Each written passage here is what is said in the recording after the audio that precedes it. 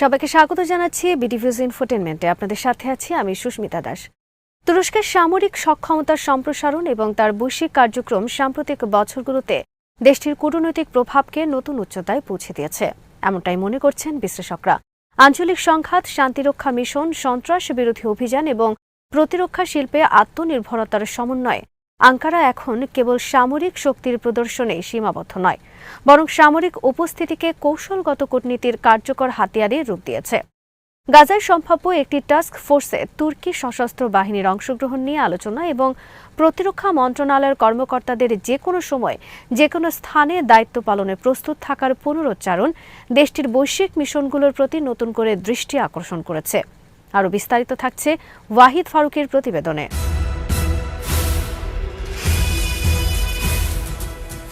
সামরিক কৌশলবিদ আলী ফুয়াদ গোকচে মনে করেন, একটি দেশের পররাষ্ট্রনীতি তখনই কার্যকর হয় যখন জাতীয় শক্তির উপাদানগুলো সমন্বিতভাবে কাজ করে আর সামরিক শক্তি সেখানে প্রতিরোধ ও প্রভাব সৃষ্টির মূল উৎস।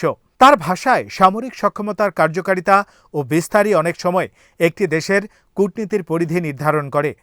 তুরস্ক গত এক দশকে দেশীয়ভাবে উন্নত প্রতিরক্ষা প্রযুক্তি ও প্ল্যাটফর্ম, ড্রোন, সাজোয়াজান, নৌ ও আকাশ প্রতিরক্ষা ব্যবস্থা উন্নয়নের মাধ্যমে যে অগ্রগতি অর্জন করেছে তা সিরিয়া, ককেশাস, কৃষ্ণ সাগর, পূর্ব ভূমধ্য সাগর ও এজিয়ান অঞ্চলে তার কৌশলগত অবস্থানকে দৃঢ় করেছে।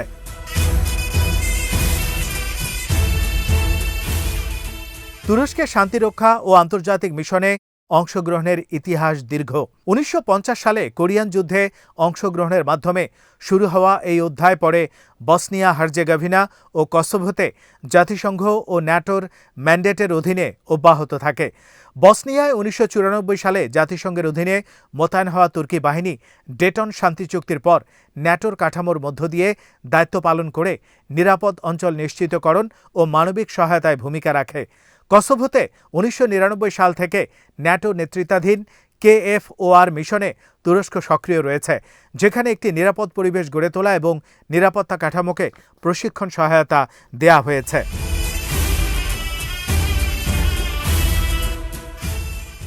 অবসরপ্রাপ্ত এয়ারফোর্স ব্রিগেডিয়ার জেনারেল ও বিশ্লেষক হুসেইন ফাজলা বলেন, তুরস্ক শান্তিরক্ষা ও স্থিতিশীলতা মিশনে TSK-র প্রোফাইল সম্প্রসারণ করেছে।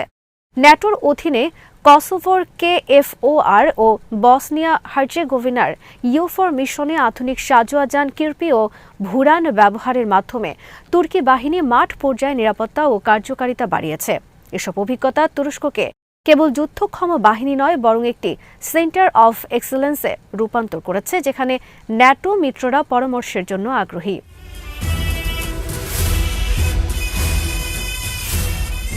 আফ্রিকান হর্ন অঞ্চলে তুরস্কের উপস্থিতি বিশেষভাবে উল্লেখযোগ্য।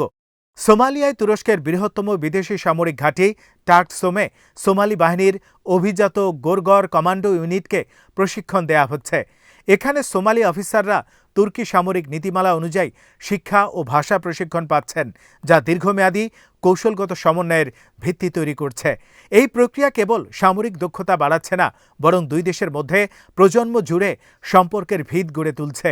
সোমালিয়ার জলদস্যুতা দমন ও উপকূলীয় নিরাপত্তায় তুর্কি নৌবাহিনীর অংশগ্রহণও আঙ্কারার সামুদ্রিক স্বার্থ রক্ষায় বাস্তব উপস্থিতির উদাহরণ।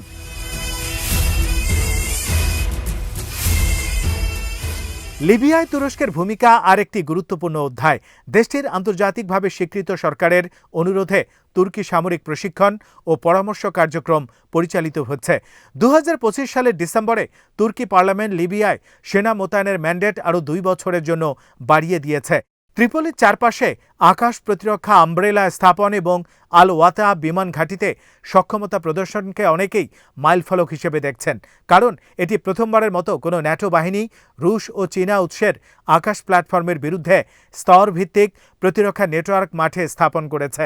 বিশ্লেষকদের মতে এটি আঙ্কারার প্রযুক্তিগত দক্ষতা ও কৌশলগত বার্তার শক্তিশালী প্রদর্শন।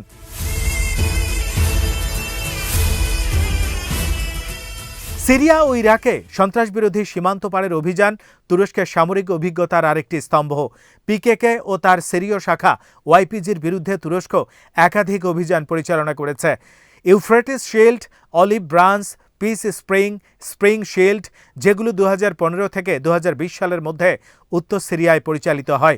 ইরাকের সঙ্গে 1984 সালে নিরাপত্তা চুক্তির কাঠামো এবং হট প্যারাসুট নীতির আওতায় উত্তর ইরাকে অপারেশন স্টিল, সান এবং 2018 সাল থেকে চলমান ক্রুজ সিরিজের অভিযান চালানো হয়েছে।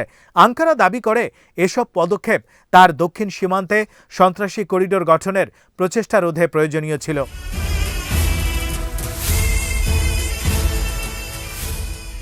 এই সামরিক সক্রিয়তা কূটনৈতিক ক্ষেত্রেও প্রভাব ফেলেছে। মার্কিন প্রেসিডেন্ট ডোনাল্ড ট্রাম্পের শুল্ক বাড়ানোর সতর্কবার্তা সত্ত্বেও রাশিয়া থেকে প্রাকৃতিক গ্যাস আমদানি অব্যাহত রাখা এবং রাশিয়ার বিরুদ্ধে নিষেধাজ্ঞা আরোপ না করার সিদ্ধান্তে তুরস্ক সরাসরি পাল্টা ব্যবস্থার মুখে পড়েনি। বিশ্লেষকদের মতে এটি আংশিকভাবে আঙ্কারার সামরিক সক্ষমতা ও বহুমাত্রিক কূটনৈতিক ভারসাম্যের ফল। রাশিয়া থেকে তুরস্কের 40% বেশি গ্যাস সরবরাহ আসে, যা জ্বালানি নিরাপত্তায় গুরুত্বপূর্ণ। তুরস্কের প্রতিরক্ষা শিল্পের আধুনিকায়ন ও দেশীয় উৎপাদন, ড্রোন প্রযুক্তি থেকে নৌ প্ল্যাটফর্ম সামরিক ও রাজনৈতিক লক্ষ্যকে এক সূত্রে গেঁথেছে।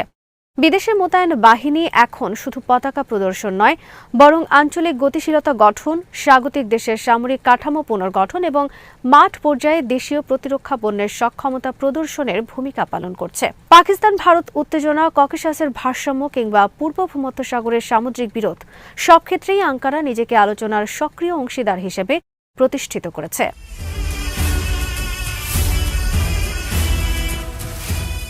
ন্যাটো জোটে তুরস্কের অবস্থানও উল্লেখযোগ্য। জার্মানিতে চলমান স্টেট ফার্স্ট ডার্ট 2026 মহড়ায় প্রায় 10,000 সেনার অংশগ্রহণের মধ্যে তুরস্ক 2,000 সেনা পাঠিয়েছে। উত্তর ইউরোপে এটাই এত বড় সংখ্যায় প্রথম মোতায়েন। ইউরোপে নিরাপত্তা উদ্বেগ বাড়ার প্রেক্ষাপটে ন্যাটোর দ্বিতীয় বৃহত্তম সেনাবাহিনী হিসাবে তুরস্ক দ্রুত মোতায়েন ও জটিল অপারেশন পরিচালনার সক্ষমতা প্রদর্শন করেছে। এই জোটের ভেতরে আঙ্কারার প্রভাবকে আরও সুদৃঢ় করেছে।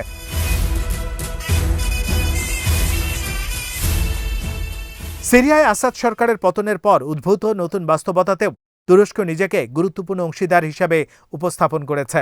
প্রেসিডেন্ট আহমদ আল শারার নেতৃত্বাধীন নতুন সরকারের সঙ্গে সম্পর্ক পুনর্গঠন এবং সীমান্তে সশস্ত্র গোষ্ঠীগুলোর প্রভাব হ্রাসে তুরস্ক কৌশলগত সুযোগ দেখছে। আঙ্কারা দীর্ঘদিন ধরে অভিযোগ করে আসছে যে বিদেশি শক্তিগুলো সিরিয়ায় সন্ত্রাসী গোষ্ঠীগুলোকে আশ্রয় প্রশ্রয় দিয়েছে।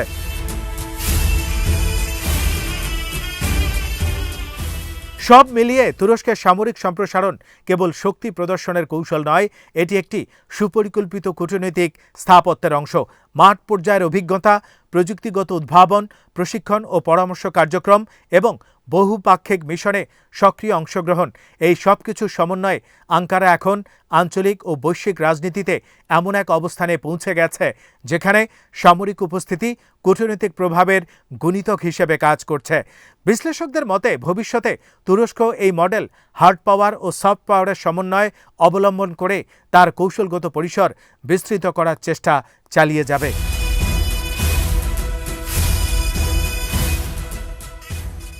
আজ এখানেই শেষ করছি। সমরাস্ত্র, প্রতিরক্ষা ও কূটনীতির নানা তথ্য জানতে চোখ রাখুন বিডিভিউজ ইনফোটেইনমেন্টে।